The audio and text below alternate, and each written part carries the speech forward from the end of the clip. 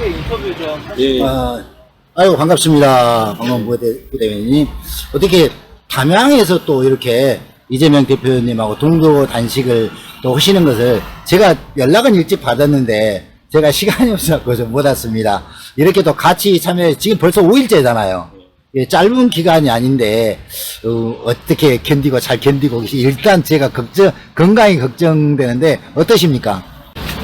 14일째 하고 계신 분도 계시고, 또, 사실 저는 단식을 길게 해본 적이 없어요. 한 이틀 정도 하다 말았고. 예.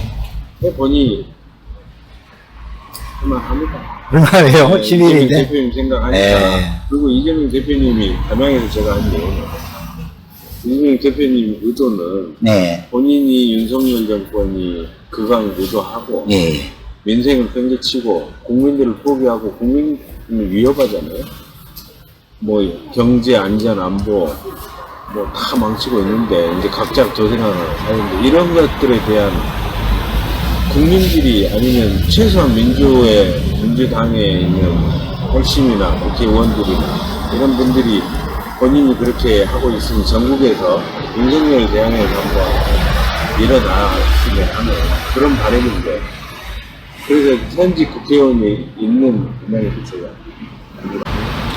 물론 이제 그런 것도 있지만 우리 당원들의 입장에서는 지금 제가 계속 인터뷰를 하고 다니는데요, 광주전남 당원들의 입장에서는 더불어민주당의 텃밭이 호남, 전남, 광주인데, 전남과 광주인데 사실 어찌고 보면 싸우지 않는 정당이다. 그래갖고 실망들을 사실 많이 하고 있습니다. 그렇죠. 특히나 솔직히 말하면 이 호남권에 있는 의원들이 과일색을 띠고 있다라는 비판들이 어마어마하게 많습니다. 또 여기에 대해서 또 이렇게 하시는 분들 보면은 정말 이재명 대표의 든든한 오른팔이 되실 분들이 많더라고요. 그래서 제가 지금 촬영을 하고 다니고 있는데 혹시 지금에 있는 호남의 민주당 현직 의원들에게 전체적으로 좀 투쟁하시라, 싸우시라 강한 말씀이나 신념의 말씀이나 아니면 본인의 어떻게 했으면 좋겠다라는 말씀 한 말씀 부탁드리겠습니다. 네. 오늘 아침에 제 페이스북에도 썼습니다. 호남의 정치는 민주당이 제가 또 이제 내년 총선을 입후보하려고 생각을 하고 있고 그러시군요. 하려고 생각하는데 돌아다니면서 제일 많이 욕을 먹는 게 뭐냐면, 저는 이제 내년 정치 지망생으로서 이제 나왔는데도 불구하고 민주당이라는 이유 하나로 엄청나게 욕을 먹습니다. 왜 싸우지 않느냐? 왜 윤석열 정권이 저렇게 잘못하고 있는데 못하고 있느냐? 심지어는 김대중 대통령 때 78석인가 밖에 되지 않았는데도 불구하고 야당이 야당한테 싸웠다. 근데 지금 현재 169석에 달하는 그런 민주당 국회의원들이 싸우지 않고 뭐 하느냐? 당대표가 저렇게 단식까지 할 정도로 하고 있는데 지역의 국회의원들은 싸우지 않는다. 특히나 광주 전남의 국회의원들, 여기는 민주당 일색이기 때문에 그냥 자기 공천만 유지하면, 현직의 프리미엄이 어마어마하게 많기 때문에 현직 프리미엄만 유지하면 내년에 또 될 수 있다, 이런 생각밖에 없다. 그리고 나라에 어찌됐든 국민이 어찌됐든 주민이 얼마나 못 살든 간에 상관없이 내년에 자기 배지하면 달면 된다는 그런 생각이 너무나 지배져 있네요. 나라가 이 모양이 돼도 행사장 20명, 30명, 40명, 동네, 청년회 이런 데 이치임씩 쫓아다니면서 뼈를 고갈하는 게 지금 전남 국회의원들이 현실이에요. 그러지 마시고 정말 전남에 있는 사람들이 원하는 건 뭐냐면, 당장 얼굴 한 번 안 보여도 좋으니 똑똑하다, 윤석열 정부가 잘 싸운다, 옳은말 한다, 중앙에서 제할한다, 이런 걸 원하거든요. 정말 전남의 국회의원들 정신 차리시고 제대로 싸우면 잘못된 거 있으면 예전에 과감하게 따지고 그렇게 해야지만 민심이 돌아온다고 유념하십니다.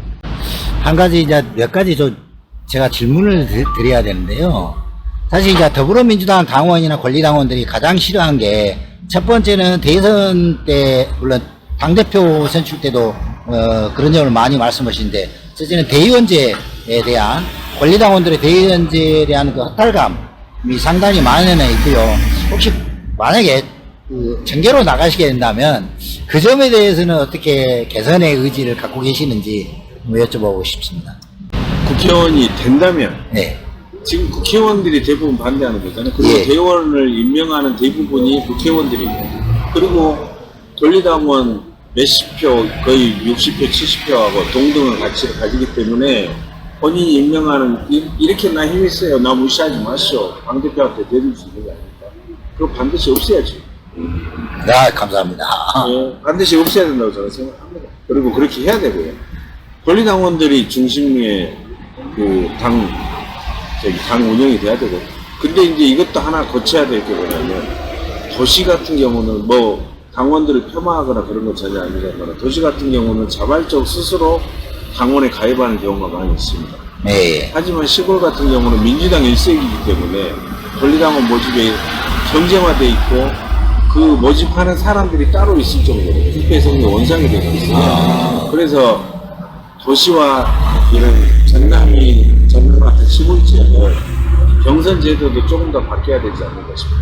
왜냐하면 현직 국회의원의 프리미엄이 어마어마하게 크고 거의 공천권을 쥐고 있다고 다들 생각하고 있으면서 현직 의원들이 많이 따르기 때문에 기초의원이나 도의원이나 현직 의원들의 말을 전혀 무시할 수가 없고, 또 그걸 지망하는 사람도 현직 의원의 말을 들을 수밖에 없는 그런 현실이 되어서 그분들이 좌지우지하는 권리당원들이 너무 많아가지고 능력 있으면서도 참신하고 시민들이 진출할 수 있는 부분들이 너무 적습니다. 그래서 현직 의원에 대한 프리미엄, 이거 싸그리 없애야 돼요. 그게 조금 난처한 질문일 수도 있을 것 같은데요. 제가 엊그저께 사실 소식 하나를 들었는데, 이재명 당대표님께서 지금 이렇게 단식 투쟁을 하고 계시는데, 체포동의안이 지금 올라올 거라고 지금 예상들을 하고 있잖아요. 거기에 대해서 어느 모 의원분이 당에 좀 중추적인 역할을 지금 하고 있다라고 하시는 모 의원분께서 본인이 알아서 해야 될 사항이다 라고 말씀하시더라고요. 근데 당원들의 입장에서는 당대표가 지금 10며칠간 거의 사직생의 각오로 저렇게 단식을 하고 있는데, 과연 그게 본인의 의지만 한다고 될까? 더불어민주당의 169석이라는 의원들이 힘을 합해서 대면되면 안 된다라고 힘을 모아줘야 하는데, 그런 말씀하시는 의원들이 있다고요. 혹시 박노원 우리 부대변인께서는 어떻게 생각하시는지? 저도 들었는데요. 그 말도 안 되는 거고, 사실상은 지금 누가 아시다시피 이재명 대표에 대한 검찰 호각, 마치 2년 반 동안 털털 틀어도 아무것도 안 나왔고, 그 다음에 제가 알기로 370번이 넘는 언론에 보도된 것만 압수수색을 해가지고 또 나온 게 없어요. 그러면 명백히 망신주기식, 아니면 폄하하는, 당대표 폄하하는 그런 검찰 수사인데, 그걸 가지고 당대표의 생각에 따른다, 이런 사람은 민주당 국회의원의 자격 자체가 없는 사람입니다. 당연히 이런 과정 속에서 체포 동의안이 온다면 당연히 거부하고 당대표를 지켜야 맞죠. 정말 혐의가 있다거나 그렇다면 뭐 그러더라도 팔이 안으로 굽는다는 거, 이런 것 때문에 오명을 뒤집어 쓰고 있는데, 누가 봐도 검찰 독재고 검찰 포갑이고 윤석열 정권이 이재명 대표를 죽이기 위한 의도가 명백한데, 그걸 가지고 본인 생각에 의해서 뭐 체포 동의안을 부결한다든지 가결한다든지 뭐 이런 식으로 묻는 국회의원 자체는 사실 자체가 없다고 저는 생각하고요. 만약에 체포 동의안이 넘어온다면 당 대표가 나는 체포 동의안에 연연하지 않고 법원의 심판에 맡기겠다, 이렇게 얘기를 한다 하더라도 민주당 국회의원들은 이건 엄격한 검찰 폭력이기 때문에 당연히 체포 동의안을 거부해야 된다고 저는 당연히. 역시 든든하십니다. 이거 박노원 우리 부대변인 말씀을 들으니까 가슴이 한결 놓입니다. 그리고 이제 한 가지 이제 지역적인 문제를 제가 한 가지 마지막으로 드리겠습니다. 담양하면 제가 어렸을 때, 저도 이제 한갑이 지났기 때문에 좀 나이는 있는데, 어렸을 때 담양이 오면 그 담양 천변에 대나무가 엄청 쌓여 있어요. 죽재공업이 정말 발달했던 곳이기도 한데, 지금 어찌 보면 담양이 죽재공업보다는 거의 관광산업화 지금 되어가고 있는 것 같아요. 담양을 어찌 보면 광주의 위성도시라고 하시는 분도 많은데, 담양만의 특색이 있는 걸로 담양을 키울 수 있거나, 또 지역구가 담양도 있고 장성도 제가 알고 있거든요. 각 지역마다 특색이 있는 그런, 혹시 만약에 가시게 된다면 비전 같은 거 있으면 한 말씀 간단하게 부탁드리겠습니다. 저는 이제 쓰러져가는 전남, 300만이 도민이라고 했던 전남이 곧 180만이 무너집니다. 올 1월 말 일자 인구로 181만인데요. 곧 무너지고 있고, 각 시군에는 도시는 도시도 약하지만 활력을 다 잃어가고 있습니다. 우리가 65세 이상 인구가 15% 이상이 되면 고령화 인구고 25% 이상이면 초고령화라고 하는데, 지금 전남의 시군 단위는 거의 40%가 육박하고 면 단위 같은 경우는 40%가 넘는 곳이 많습니다. 완전히 활력을 잃어가고 쓰러져가는 곳이거든요. 근데 지역마다 자원이 없느냐? 충분히 발전할 수 있는 자원들이 많아요. 영광만 해도 그렇고 장성만 해도 그렇고 관광용뿐만 아니라 산업으로 이룰 수 있는 그런 자원들이 많습니다. 근데 그걸 발전시키려고 노력을 하지 않아요. 가만히 지켜봤더니 여기에 전남에 이 정치 구조가 있습니다. 경쟁하는 구조 같으면 서로 잘하려고 하는데, 전남의 정치 구조는 어떻게 보면 민주당 일색이고 경북과 전혀 다르지 않습니다. 한번 국회의원이 돼버리면 다른 사람이 못 나오게만 하면 현재 프리미엄으로 얼마든지 될 수가 있는 그런 구조이기 때문에 지역을 위해서 강하게 애써서 일하는 그런 국회의원을 본 적이 없어요. 수도권의 국회의원이 121명입니다.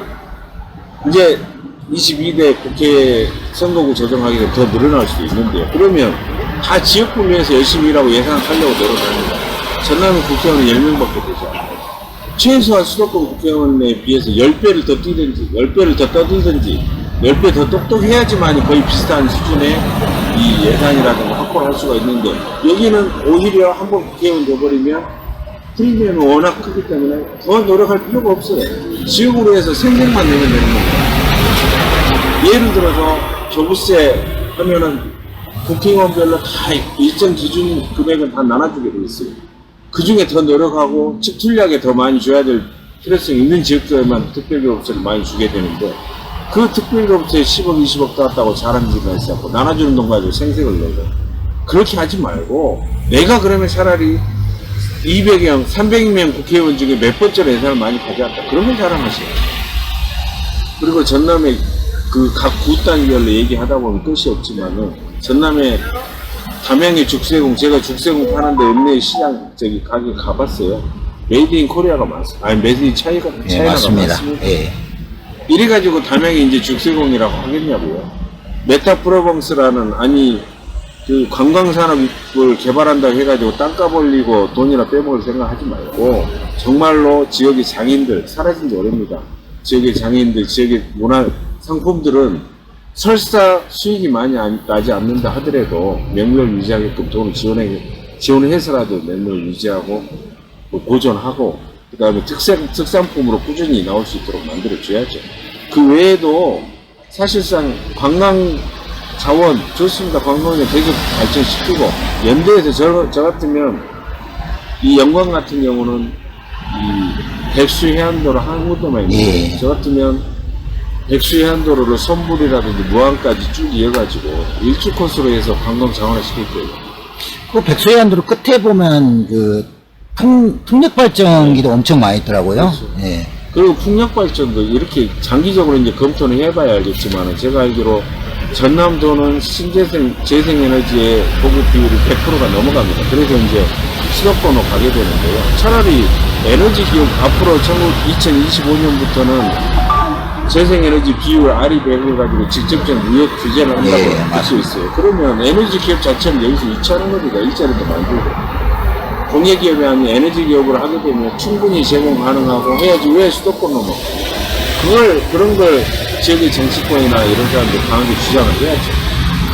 그리고 풍력 발전이라는 게 재생에너지를 설치하는데 드는 비용이 2조가 넘어가고 3조 조금 안 된다고 하는데, 그거를 성전탑을 거쳐서 전류를 운반하는데 그런 비용이 4조가 넘어간다고. 왜 그런 비용을 들여서 수도권은 좋게 합니까? 지역 균형 발전 차원에서 반드시 이쪽에 그 전문 에너지 자원을 이쪽에서 활용할 수 있는 기업들을 많이 유치를 하고 그런 노력을 하고 국가에서 그 지원하도록 해야 되고요. 앞으로는 지역 균형 발전이 반드시 필요합니다. 제가 만약 국회의원이 된다면 성인지 예산 같은 경우 모든 정책이라든가 예산의 성인지 지적을 드리게 됩니다. 이제는 모든 정책이나 예산에 지역 균형 발전 기준이 반드시 들어가야 돼요. 그래서 예산의 효율성만 가지고 따지는 그런 예산 대비이 아니고 인구는 적지만 시골 지역이 시급하고 중요한 그런 데는 반드시 예산이 들어갈 수 있도록 그렇게 하는 그런 균형 발전 예산이 반드시 필요하다고 그렇게 해야 됩니다. 예. 아이고, 너무너무 감사합니다. 한편 든든하기도 하고요. 또, 지금 이제 사실 민주당 당원들이 가장 걱정되는 것은, 사실 이재명 대표의 건강이 가장 걱정됩니다. 예, 광주 전남 우리 당원들에게, 이렇게 민주당이 지금 하고 있는, 이런 것들 또, 통조단식 투쟁, 격려의 말씀 한번 부탁하고, 인터뷰 마무리하도록 하겠습니다. 이재명 대표가 화면에서 보이는 것보다 훨씬 더 실제로 보면 건강 상태가 좋지 않습니다. 이재명 대표가 바라는 것은 윤석열 정부가 제발 국민을 위해서 일하고 국민을 한 번이라도 생각하기 전에 그런 정부가 되기를 바라고 있고요.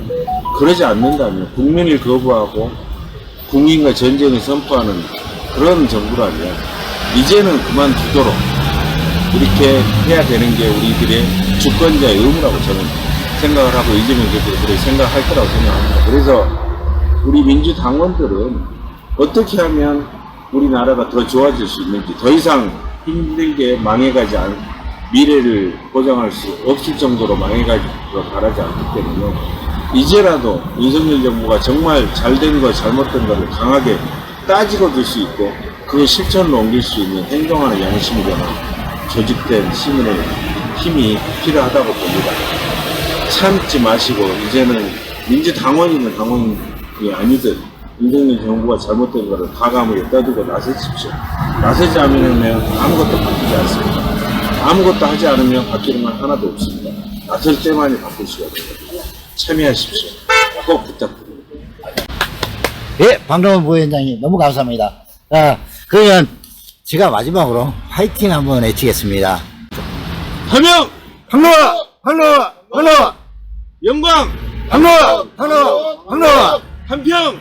황로아! 황로아! 황로아! 장성! 황로아! 황로아! 황로아! 잘하겠습니다! 감사합니다. 화이팅! 예. 아, 부위원장님.